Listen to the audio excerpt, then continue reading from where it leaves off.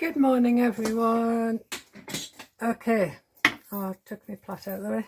Right, I found a set of these. There was 4 of them in a box, and I think it was B&M I found them from. And they're body fragrances, and there are 4 different flavours, smells. So I've already done boxes for 3 of them, and I've picked a colour from the can to make a complimentary box from. So I'm going to show you how to do the last one now.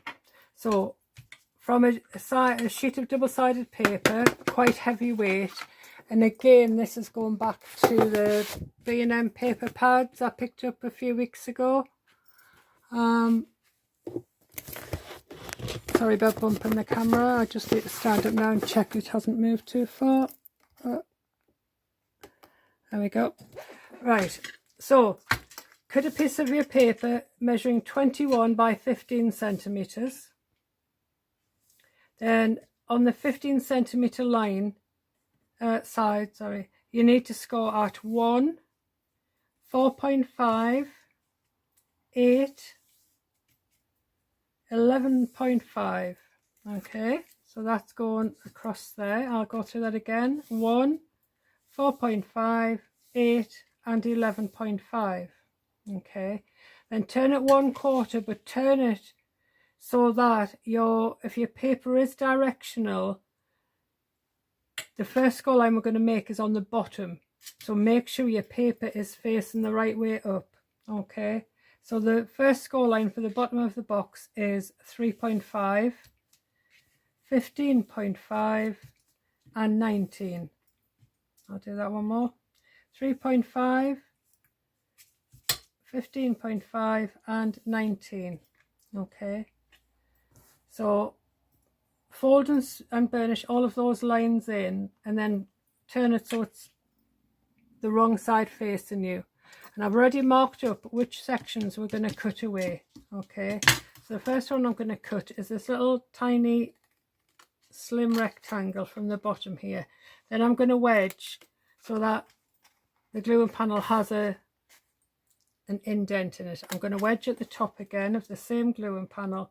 Then I'm going to cut these top 2 squares away, and at the same time I'm cutting away the scored line. Okay, then we're going to go straight down at the top through the first score line, because that's the fold in part of your lid. Okay, so that one's done. Put that one out your way. Then cut the remaining 3 boxes roughly in half. Okay, like so. Then we are going to wedge each of these.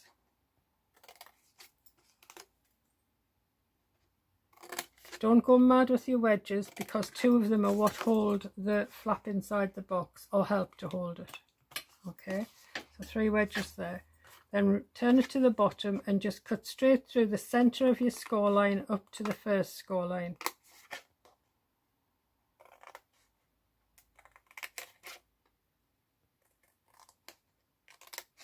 Okay, so that's where we are with the cutting.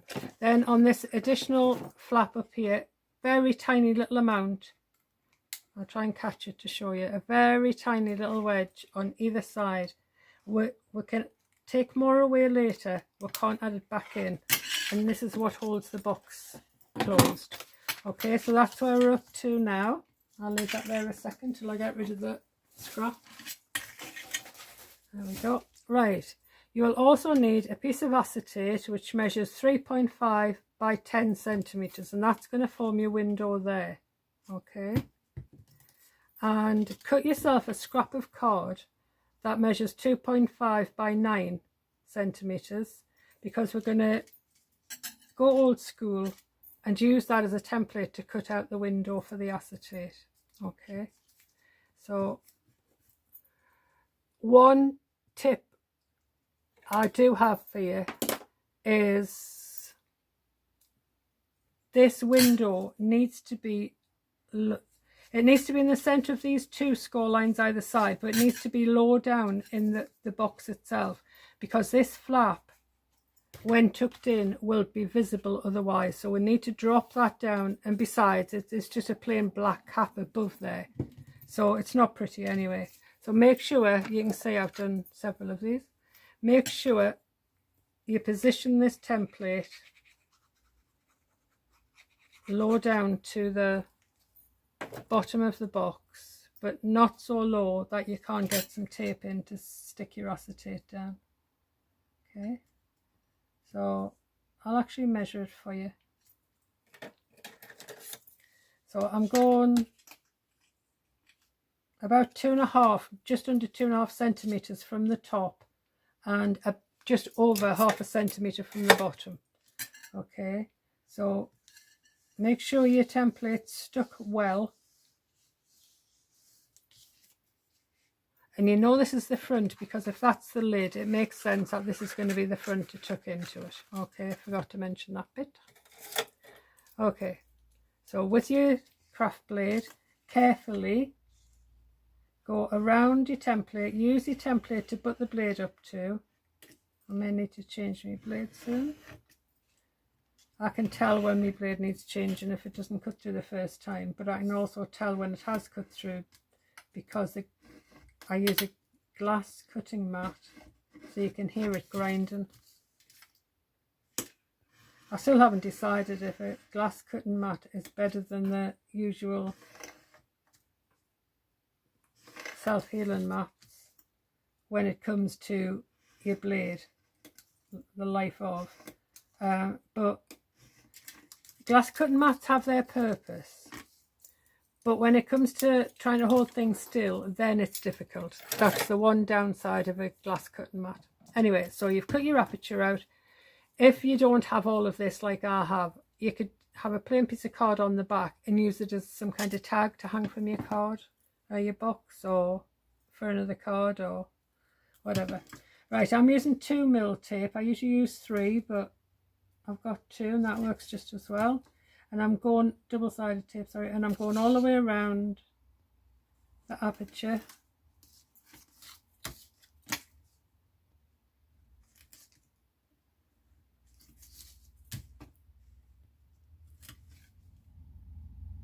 we go.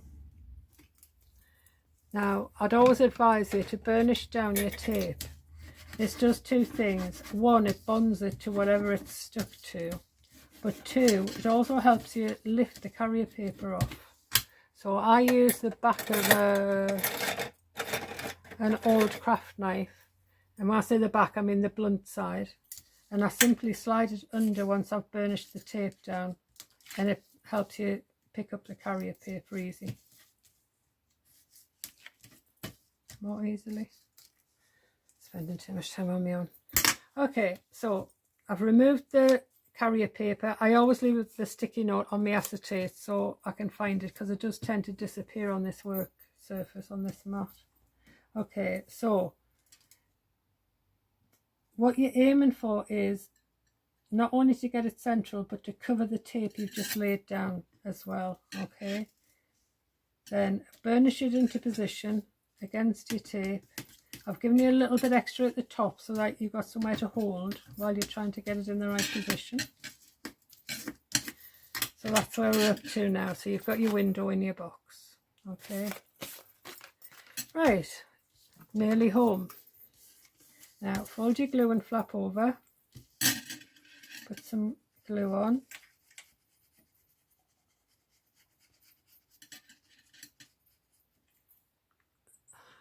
Looking on that bottle as much as my old one.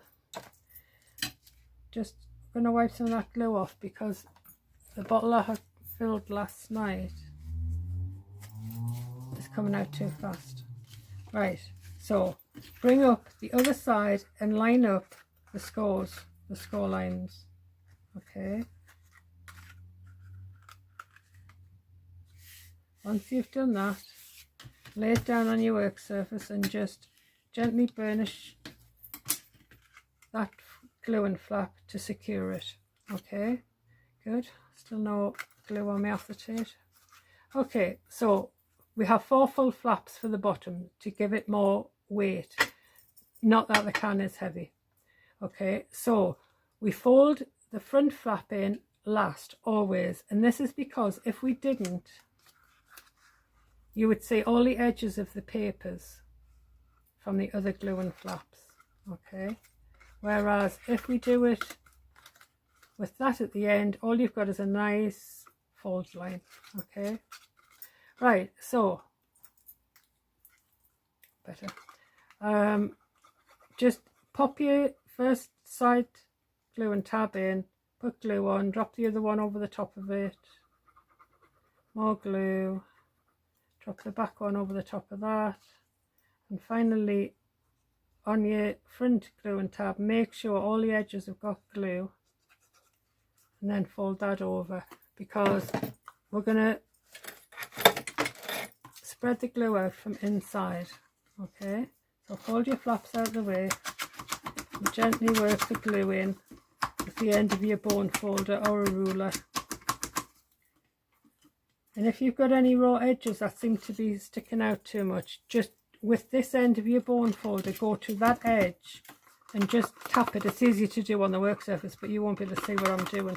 You just tap in the inside of this fold line here and it lines it all up for you, okay? That's okay. Right, so sorry, you'll need a 1-inch circle punch, 2.5 centimeters. Can't believe I said that in inches first time out. I've usually got to think what it is in inches. Right, and on this front tab here, we're going to glue that down to the inside. We could have done it while it was still flat, but I forgot. And I picked up the wrong glue again. Just going to wipe some of that away again. We're going to go inside the box and with a bone folder just flatten that down inside of there. This just gives it a bit of additional strength around the thumb hole we're going to punch, okay? Then go right along this edge to make it a nice crisp edge. Now because the glue is still damp, this punch is going to struggle, but we'll get there. I should have done this while it was still closed as well. Never mind. Want it sort of in the middle.